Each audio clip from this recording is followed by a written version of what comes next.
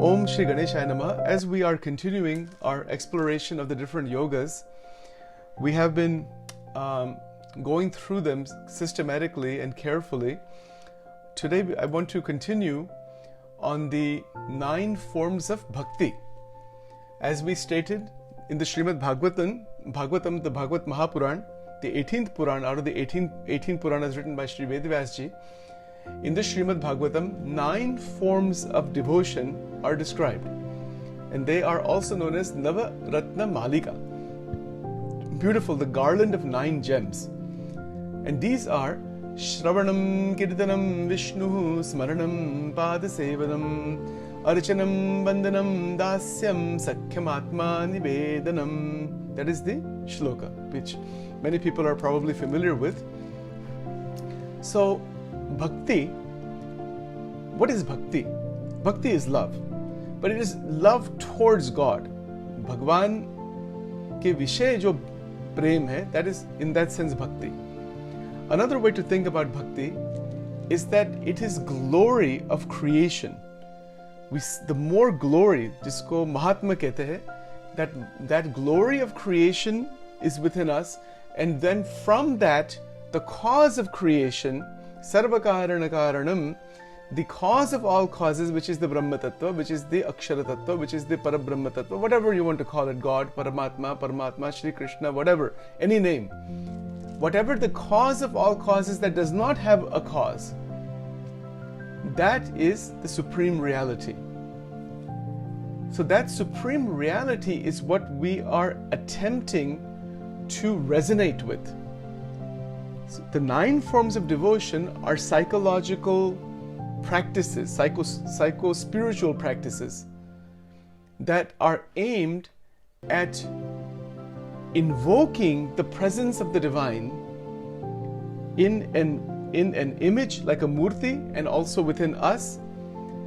It is also the invocation in reality, the presence of the Divya Tattva everywhere.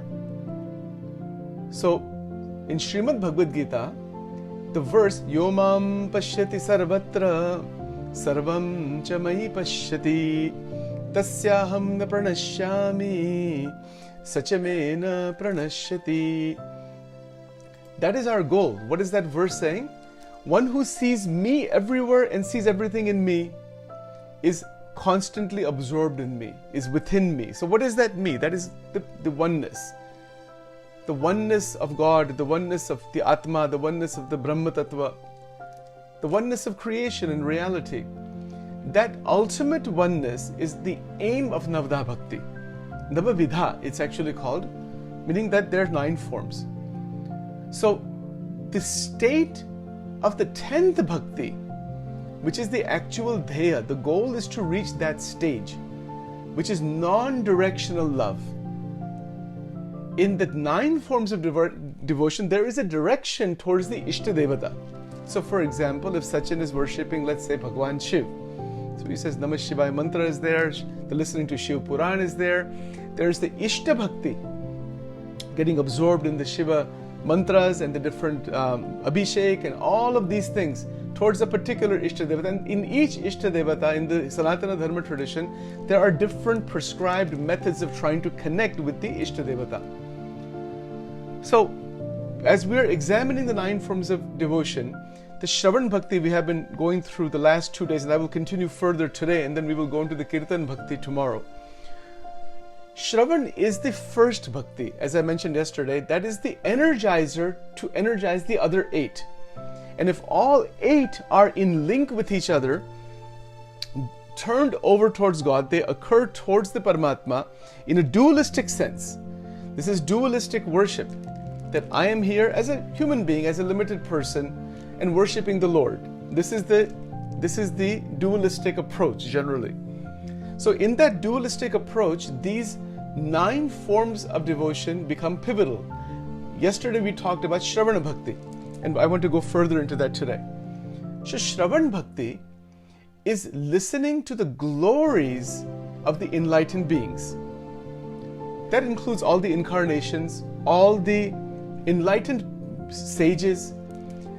I would even go a bit further to say anyone who has done anything wonderful in this life, if we can appreciate that in a devotional sense, that we are appreciating their presence, their contribution, that is also a form of bhakti. Why not? Because God's presence is there also. God's presence is not restricted to temples and acharyas and scriptures. Even a psychology book or a biology book or a chemistry book or a physics book or an engineering book, if we can appreciate that, that is a form of devotion also. So, from my perspective, it is a massive mistake to restrict devotion just to religion and or religious traditions. That just cannot be the case. There are extraordinary individuals who have made extraordinary discoveries in all areas of life. And can we appreciate them? Can we recognize the glory and the energy and the power within it, the wisdom within it? So now we're expanding the concept of Shravanam to include all of that also. When we say Shravan Bhakti, generally the things that come into mind, somebody's putting a tilak on like I've done here, there's a mala, there's a scripture, there's a guru. Yes, all that is beautiful. No question about that. And that is a sadhana, because 9 forms of devotion are sadhana. But I want to take the opportunity here, and in this recording also, which is being made, as a seva to the humanity, to offer my thoughts, and each person is welcome to offer their thoughts, that Shravan Bhakti cannot be limited only to the scriptures. For example, if I open up a book in genetics, if I open up a book in genetic engineering or any area in the sciences, for example, or social sciences, physics, anything, and if I can understand that and if I can appreciate those individuals who have made those discoveries, then that appreciation for those individuals through the study that is being done, through the reading that is being done, is also a form of love. It can become a form of love that takes those universal dimensions. We might start with an image of Sri Krishna Bhagwan, for example, or somebody might start with an image of Jesus on the cross, or somebody might start with the mosque. It's up to each person. But from my perspective, or in this mind, to be restricted to those things is a massive psychological limitation.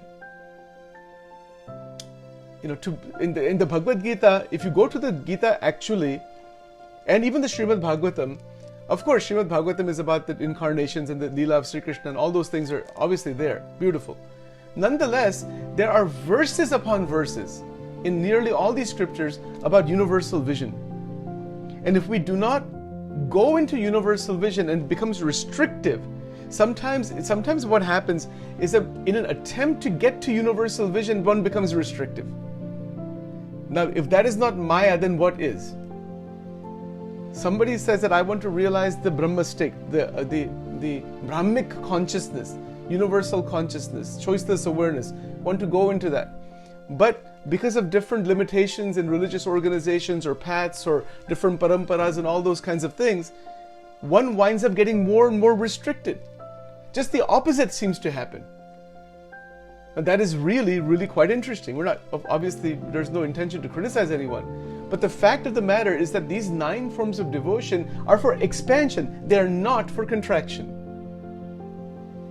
And the expansion that we're seeking is possible when we are in a state of constant appreciation of the glories of all that has been discovered and created.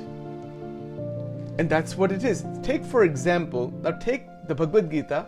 There is a chapter called Vibhuti Yoga. In Srimad Bhagavad Gita, Sri Krishna Bhagwan is talking about the Vibhutis, the special powers of God. There are an endless number of powers, manifested as endless. But when we go through that, when we listen to that, and when we try to understand it, that is the Shravan Bhakti. Now, it becomes Bhakti if it is done with a devotional attitude towards God, towards Paramatma. It is just appreciation if we are just trying to intellectually understand. We can appreciate intellectual understanding. But Bhakti is like this absorption with it. That becomes Bhakti. Adi Shankaracharya ji, who is called Jagat Guru Adi Shankaracharya, the master of Advaita Vedanta, and considered to be an incarnation of Bhagwan Shiv, he has defined Bhakti this way. He says Bhakti is devotion to Jnana. It's the most extraordinary definition. That devotion to more and more jnana, realization, inner awareness. Because all these 9 forms of devotion and all ritualistic practices, according to Adi Shankaracharya in Advaita Vedanta, are a support to jnana. Why is that the case? I want to talk about that also today. Again, just being expressed here, just sharing with everyone. Why is that a support to jnana? It has to do with the purification of the emotional system within ourselves. Until our emotions become purified, meaning the purification, in the Sanskrit language we can say shuddhata, or maybe Hindi and Gujarati also language, the pavitrata, shuddhata, man ki shuddhata, man ki pavitrata. That state of the mind is necessary for jnana or jnana to reflect. It is like an analogy that is given: if you have a pond of water and it is muddy, the sun is still the same. Nothing happens to sun because of the mud in the water. But the reflection of the sun will not be clear. So it'll be distorted. Similarly, the experience of the 3 gunas of Maya, Sattva gun, Rajo gun, Tamo gun, which are states of mind, and those states of mind are created from the interaction between the outside world and the causal body. Karan Sharir and the outside world, when they interact, that is where you have the psychological reaction that is known as the 3 gunas of Maya, Sattva gun, Rajo gun, Tamo gun. It's a profound subject. Some other time we will go into that in much more depth. The fact of the matter is that true spiritual wisdom called jnana. Jnana is not information. Information is necessary. Jnana is a vision. It's a change in the vision. It's a transformative vision. It is not simply holding information inside the mind. Rute jnanana mukti, Adi Shankaracharya is saying that without jnana there is no mukti, there is no liberation. Jnana is seeing things as they are, as opposed to the way they appear to be. This is the essence of Vedanta. To get to that essence, even in the Vedantic, Advaitic path, even people who are maybe not so much in the devotional side, even for them, Adi Shankaracharya has written Bhaja Govindam, Bhaja Govindam, Bhaja Govindam, Mudhamate. See, he's using the word Mudhamate. I mean, the mind is already conditioned, dull, fragmented, torn apart. This is the problem of the mind. So by bhakti, Bhaja Govindam Stotra, 36 verses, and 80% of Shankaracharyaji's writing is on bhakti. It has to be, because without bhakti, how the jnana will come, how the purification will come, how the mind will become steady and purified and all.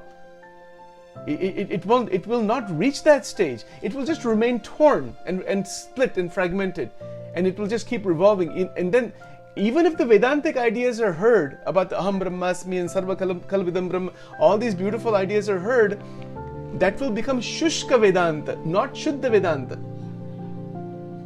Shushka Vedanta is dry understanding of Vedanta, and Shuddha Vedanta is bhakti infused understanding of Vedanta.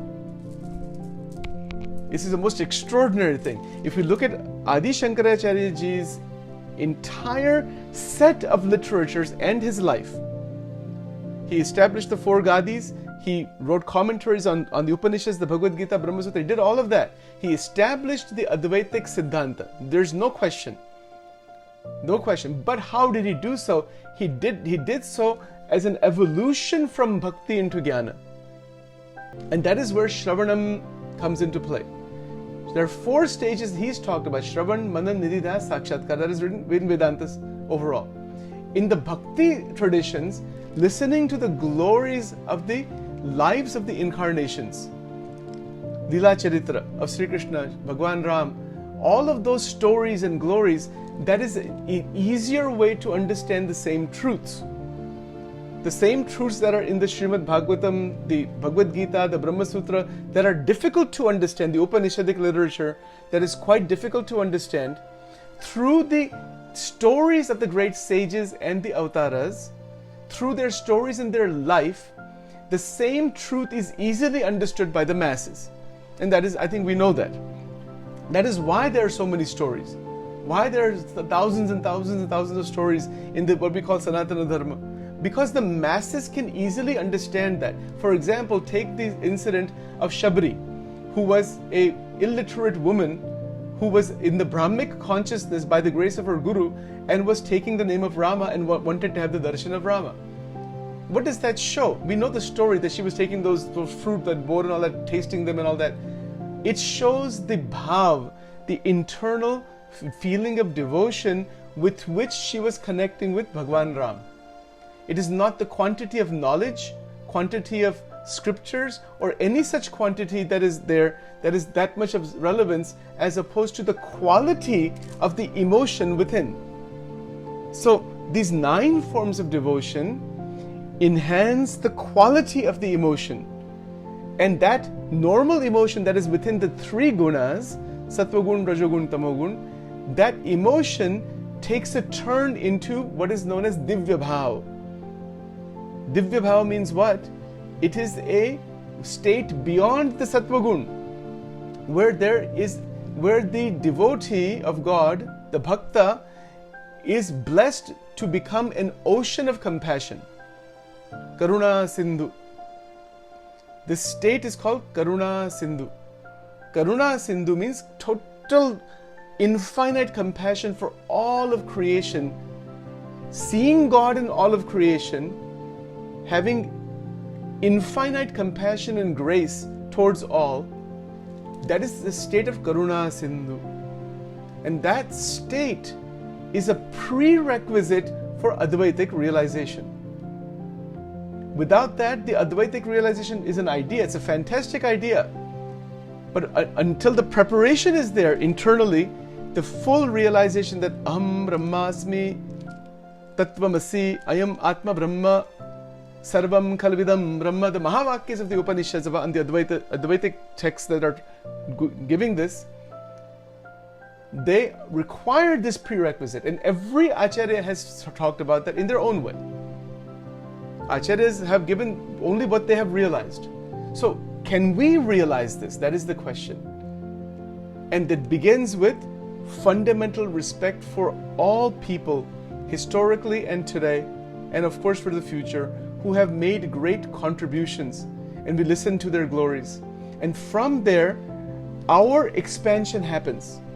The expansion from within happens. See, if you look at a scripture like Vivek Chudamani that Adi Shankaracharya ji created, Vivek Chudamani is a samvad. It is a discussion. It is a conversation between an enlightened being, the Guru, and the Shishya. It is a Guru-Shishya Samvada, Vivek Chudamani, which Shankaracharya himself created this. Who are the Shishyas? The people who want Advaitic realization. Who is the Guru? The enlightened sage. So Guru can also be a text. Guru can also be a murti of God. Guru can also be even your own mind if it is resonating, and that's the real Guru actually. So when Adi Shankaracharya ji is explaining the Advaitic ideas, there is a point that comes in the Vivek Chudamani where the Shishya asks the Guru, "You are calling me Paramatma. Why are you calling me Paramatma? I am just a limited being." But the Guru is teaching, you don't realize, you don't know who you are, know thyself. And that realization, once you realize you are the Brahman, then there is no issue of any kind of entanglement in Maya. It's very, very beautiful. But again, Vivek Chudamani is the crest jewel, it's the topmost, one of the highest levels of Advaitic texts. To even dip one's toe into that, or to dip one's beak into that, the 9 forms of devotion must be at the highest levels before even one can begin to even go into Vivek Chudamani. Otherwise, we can go into it. Intellectually, we can go back and forth for hundreds of years, maybe hundreds of lifetimes. But this is the prerequisite, Srimad Bhagavatam. Shravanam Kirtanam Vishnu Smaranam Padasevanam Archanam Vandanam Dasyam Sakhyam Atma Nivedanam. It is a tremendous prerequisite. In a scripture known as Vachanamrutam of Sajanand Swami Maharaj, in Garada Ante number 9 Vachanamrut, this is discussed also. It is discussed where these 9 forms of devotion are a means to gain total integration of the mind. So it allows one to win over the mind. That is another way to think about this. So as we are moving forward, we will continue on the other other pieces of this as we move ahead further. Okay, thank you.